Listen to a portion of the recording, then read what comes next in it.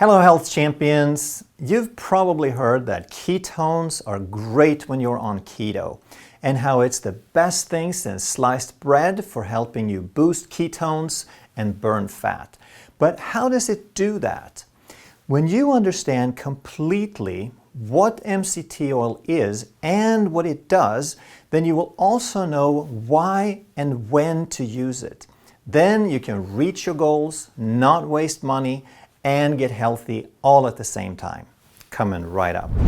Hey, I'm Dr. Ekberg. I'm a holistic doctor and a former Olympic decathlete. And if you want to truly master health by understanding how the body really works, make sure you subscribe, hit that bell, and turn on all the notifications so you never miss a life-saving video. MCT stands for medium chain triglycerides, and here's what that is. The medium means it's sort of average, not too long, not too short.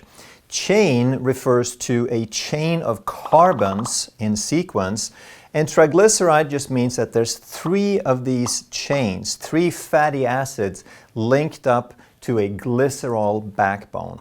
And this is how virtually all the fat in your body, as well as all the fat that you consume, that's how it's configured. That's just the way fat is packaged in nature. And medium length usually refers to 6 to 12 carbons in length. So this would be 6, this would be 8, this would be 10.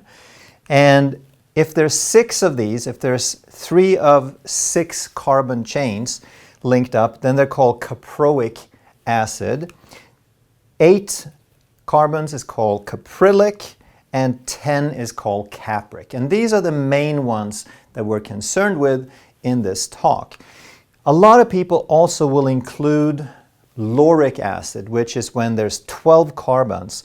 But we're going to talk about, even though that's often included in the definition for a medium chain triglyceride, that is not what we're looking for, because that has some different properties that keeps it from giving us what we need when we're using MCT oil. So we'll come back to that in some detail. Why are we talking about MCT oil at all? Well, let's back up just a little bit. Most people want to lose weight, they want to lose fat, and they have too much fat because they have an imbalance between fat storing and fat burning. And the reason they have that is that they have too much insulin. Insulin is a fat storing hormone, and when we eat in such a way that we have high insulin levels, we cannot burn fat at the same time. And you probably know by now that carbohydrates is the thing that raises insulin the most, but they do one more thing: they create dependence.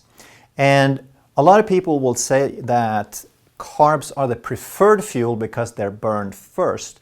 And that's not really how it works, because carbs raise blood sugar, and blood sugar is dangerous. The body has to deal with it first.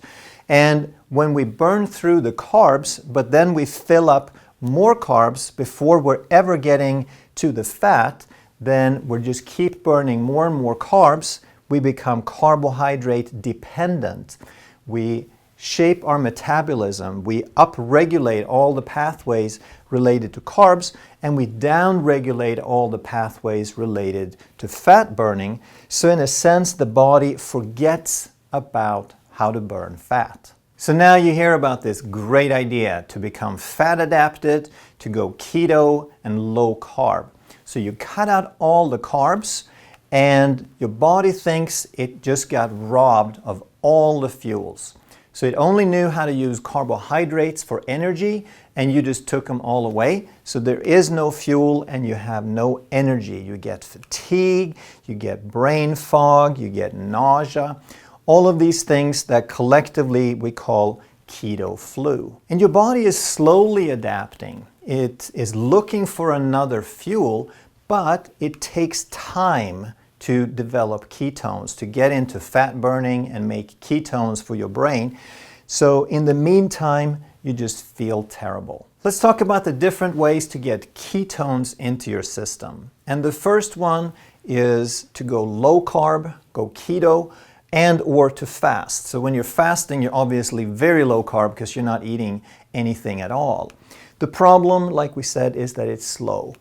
The second way is to buy exogenous ketones. You can buy these in powder form or in pill, and they work fantastically well. They are the fastest way because as soon as you eat them, your body absorbs them, they're in your bloodstream, and you have ketone. The problem, though, is that they're kind of expensive, and the next thing is that they don't teach your body to make ketones because you're just putting them in the way they are in their finished form. So there's no incentive for your body to make its own. So you never really upregulate that function in your body. The third way is to take MCT oil, medium chain triglycerides. And they are almost as fast as taking the exogenous ketones, but better, they are cheap, and they still give your body an incentive because your body still has to convert the MCT into ketones. So you will upregulate that function. You will assist your body in that function. What are the benefits of MCT? The first one is going to be improved brain function because your brain needs energy. And if you're insulin resistant or if your glucose drops, now your brain is starving. And ketone is a fantastic alternative fuel. So boost the ketones and you boost your brain energy. You also boost the overall energy of the body. And because you do this without adding any carbs or insulin, you also lower your blood sugar and you feel less hunger. It also can help with replenishing energy, so you reduce lactic acid after exercise so you can recover faster. It improves cardiovascular function because the two organs that most readily use ketones for fuel are brain and heart. It also has some antimicrobial properties, antifungal properties, but this is primarily the lauric acid, and that doesn't convert to energy as well. But I just want to show you that there are different benefits to different components. And most of all, what we're going to talk about is MCT makes an easier transition into a state of ketosis. There are three very interesting mechanisms that are unique to medium chain triglycerides. So when you first eat something, it gets into your gut, into your digestive tract. And if what you eat is a long chain triglyceride, a regular fat, then it doesn't get into the bloodstream right away. It gets into the lymph system first. And this is where a lot of your immune system lives. So the immune system gets to sample the food first to check that it's safe. You have these white blood cells that make sure everything's okay before it passes it into the blood. But MCTs are much, much smaller. MCTs and glucose are very, very simple molecules. And because of that, they're deemed safe by the body and they're allowed to bypass the lymph system and they get absorbed directly into the bloodstream. From there, it goes via the blood into the liver because the liver gets first crack at everything. It gets repackaged, sent out into circulation so that we can make energy from this. Now what this means is that MCTs are about as fast as carbohydrates, as glucose. You can make energy within minutes, whereas the regular fat, the long chain triglycerides, are going to be delayed by several hours, 2 to 3 to 4 hours, depending on what else you ate. And here's a very critical distinction. Even though MCTs are sometimes including carbon chains up to 12, this bypass only works for chains that are 10 carbons or less. So the one that we mentioned before, the lauric acid, which has 12 carbons, it's good for certain things, but it is too large to bypass the lymph, and therefore the lauric acid is not good for making energy quickly. And therefore we want products that don't have lauric acid in it for that purpose. The second mechanism is similar, but now we're talking on the cellular level. This is where we have mitochondria. They're inside the cells. They look sort of like this, and they make almost all of your energy. So it's not that you eat food that gives you energy. It doesn't become energy until the glucose or the fat makes it into the mitochondria. If you eat a long-chain triglyceride, a regular dietary fat, then it can't get into the mitochondria without jumping on a bus. And that bus is called the carnitine shuttle. Carnitine is a substance that's necessary to guide the long chains into the mitochondria. However, the medium chain, again, they're tiny, they're smaller particles, and they can pass straight past that mitochondrial membrane. Because there is no need for carnitine, now we can produce energy even faster. But there is more to the story because the carnitine is made up from nutrients. You need protein, you need amino acids, you need certain other nutrients like vitamin C. And if these are in short supply, you may not be able to make enough of the carnitine. So now that whole system becomes a bottleneck. So it's not just about speed, but if you don't have enough, then you may not be able to get it in at all at that time. The third mechanism has to do with how MCTs, on the one hand, looks like they're both fat and a carb, and on the other hand, they're neither. So MCTs are very quickly absorbed. They turn into energy in minutes, just like a carbohydrate, but they have no impact on blood sugar, except maybe lower it a little bit, and they require no insulin. On the other hand, triglycerides are certainly a fat, but while other fats will stimulate the gallbladder to release bile for emulsifying fats, the MCTs are already so fluid that there is no need for bile. And the benefit of this then is that even if you don't have a gallbladder, even if you have really poor digestion, or in some cases where you have a full-blown malabsorption situation where you can hardly absorb anything, MCTs are a way of getting energy into the person without having to just pump them full of sugar or carbs. How do coconut oil and MCT compare then? Because MCTs are made from coconut oil. And very often we hear that coconut oil is mostly MCTs. Well, it's yes and no. What you're looking for is called caprylic acid with 8 carbons, capric acid with 10 carbons. These are the short ones that will bypass the digestive processes and become energy very quickly. And coconut oil has about 8% of one and about 7% of the other. So all in all, there's about 15% of these good MCTs in there, these quick MCTs, but most of the fat in coconut oil is the lauric acid, which again, it's not a bad food, but it doesn't serve the purposes of quick energy. There's a full 45%, and this is why you often hear that coconut oil has 60% MCTs, but it depends on your definition. If you're really looking for the quick stuff, then the lauric acid doesn't cut it.